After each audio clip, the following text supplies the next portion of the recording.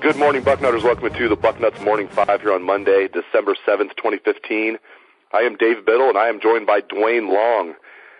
Duane, the Buckeyes are ranked number 7, according to the College Football Playoff Selection Committee. They will play number 8 Notre Dame in the Fiesta Bowl on New Year's Day at 1 p.m. Eastern Time.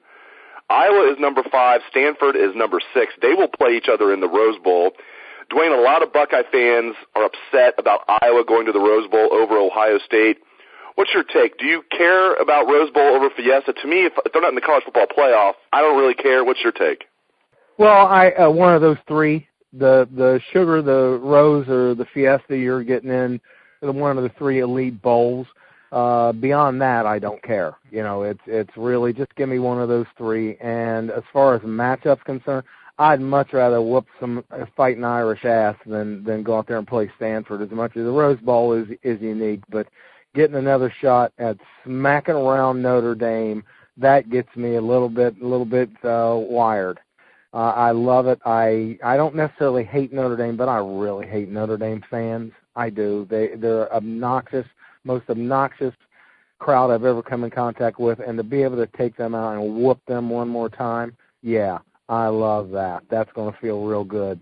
Now, the number 7, I mean, last year people said that the committee, Ohio State shouldn't have been in the top 4. Okay, well, we went on and proved them right. I just, number 7, there's no way. This is the best team against Michigan. We saw the best football team in the country. And if they're going to put us 7, they're going to keep Iowa ahead of us anyway. Stanford with 2 losses, 1 to Northwestern is ahead of us. Absolutely ridiculous, insulting. I just, how could you do such a good job last year? Well, we'll see. Maybe things will work out and they'll be proven again. But Ohio State should have been in the top 4, no doubt about it. But to fall all the way to 7, absolutely ridiculous. And for those that don't know, the Rose Bowl still could have taken Ohio State. In case you're wondering, well, Ohio State's ranked 7th. Of course the Rose Bowl would have taken Iowa because they're ranked 5th. The Rose Bowl still could have taken Ohio State if they wanted to, and I kind of thought they would just because Ohio State-Stanford sounds a lot better for the TV eyeballs than Iowa-Stanford, but Iowa has not been to the Rose Bowl since the 1990 season, the 1991 Rose Bowl, so I think that's why really the Rose Bowl picked Iowa. I think if Iowa had been in the last 10 years, they would have picked Ohio State, even though Ohio State is ranked lower than Iowa. And add the travel in there, too. Add the travel in there. Buckeye fans, the thing about this that has to be considered is traveling means everything. Because these locations want tourists, they want people spending money, and Ohio State fans go to where we're playing and spend money. So that was another consideration. It has to be because it was pretty much a thing of, okay, they haven't been for a while, let's give them a shot. Because there's no other explanation for taking Iowa over one of the crown jewels of college football and a team that travels well. Yeah, good luck with those TV ratings, Rose Bowl. I mean, Iowa, Stanford, people are going to tune in. I'll watch. Diehards will watch. Maybe a lot of casual fans will watch. Not as many people will watch Iowa, Stanford as they would have watched Ohio State, Stanford. So good luck with all that, Rose Bowl. Again, though, I'm with you, though, Duane. I like playing Notre Dame in the Fiesta Bowl. Playing Stanford in the Rose would have been fine, too. My point is, if you don't make the college football playoff, I don't care whether it's the Rose, the Fiesta, or the Sugar, like you said. As long as it's one of the major bowls, if you don't make the college football playoff, they're all kind of consolation games, as rough as it is to say that. They all kind of are consolation games. All right, I found this interesting, Duane. The line for Ohio State Notre Dame opened up yesterday at -5 Ohio State, so the Buckeyes favored by 5 points. Already this morning, the line has moved to 6.5 points Ohio State. So not only are the Buckeyes favored, the line has moved 1.5 points. The money is going toward Ohio State. What do you make of Buckeyes being favored by 6.5? You think that's going to continue to go up? You think it might stay right around there? Well, I usually go with the initial line because that's the one where it's just about the teams. Once the money starts flowing, they start adjusting the line to try to get things to balance out a little bit better. I'm not surprised it's going up because I figured a lot of what that does tell us is that a lot of people are saying Ohio State's better than a 5-point. They're more than 5 points better than Notre Dame. That's obviously what that's saying. That's what the betting public is saying. So that's why they're pushing the line up. And it doesn't surprise me. I have not seen – the only team I've seen this year that I've been less impressed with is Iowa. I didn't see Iowa good all year. Watched them several times, and they just didn't beat themselves. They did everything right. They executed. And Notre Dame, I'm just not that impressed with. Kaiser's getting better, and after some of his comments, I can't wait to see them pick him up and carry him off the field with a concussion. Kid's running his mouth so much. But I'm not surprised. Notre Dame just doesn't have the athletes that Ohio State has. And we have Urban Meyer. So I'm not surprised at all that the line started at 5 and it's growing.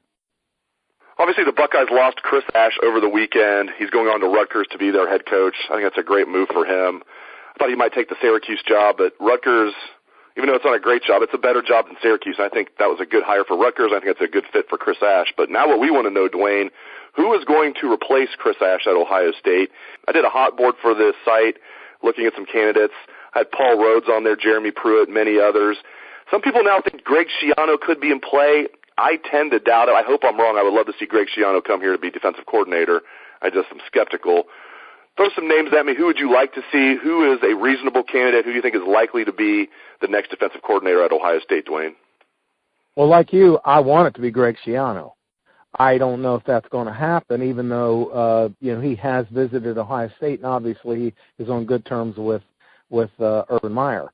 I'd love to see that happen. We know it's only going to be short term. This guy's a head coach. But that's all Urban Meyer's hiring. If you're not hiring guys that other schools want to promote, then you probably need to change your staff anyway. But also Paul Rhodes just is a great fit too. He checks a lot of boxes himself. If we can't get Schiano to come in here as a defensive coordinator, hang around for a year or two until a pro job opens, like we know that's what he wants, then I think Paul Rhodes is a real good fit. Former defensive back coach. He's coached defenses at the highest level. He was with Auburn. He and Urban Meyer have a good relationship. He was a graduate assistant here. I don't remember the guy. He was a GA here at Ohio State, so it's a place he's familiar with, a place he felt comfortable enough with to apply to be a GA. So I think he's a real good fit, maybe around longer than Schiano. Those are the two names that just stand out to me. I don't know Pruitt. I don't know what's going to happen with him. He would be probably third on my list. I didn't realize that Rhodes had been a graduate assistant at Ohio State either. I did the piece, and I was looking at his resume, 1991, graduate assistant at Ohio State. I'm like, wow. Yeah, I had no idea about that either. So as you mentioned, he checks all the boxes. I mean, he's ties to Urban Meyer, ties to Ohio State, experience as a defensive coordinator at the highest level, defensive back coaching experience, played DB, has been a head coach. And people will say, well, he's a failure as a head coach. True, but you can be a good coordinator and not be a good head coach, and it's really, really tough to win at Iowa State anyway. So, yeah, if they don't get Schiano, I hope they get Rhodes. Last thing before I let you go, Duane, do you think Tim Beck will keep his job? A couple weeks ago, before the Michigan game, I would have said there's no way he's keeping his job. Now people think, well, maybe they found something that works. They're going to have Warner up in the box. I still tend to think Urban Meyer is going to let Tim Beck go and find somebody else, but I can't say that I'm 100% confident about that. What's your take? Do you think they're going to hold on to Tim Beck, or do you think Urban Meyer is going to fire him and hire somebody from the outside? I think we don't know. I think it's going to be crucial what happens in the Fiesta Bowl. If we look like we did all year, then I think that Tim Beck's going. If we look like we did in the Michigan game again, I think he stays, because I think Urban Meyer will see that we're finally getting it ironed out, and you don't make change just to change. You don't transition as tough. We saw it just now with what happened.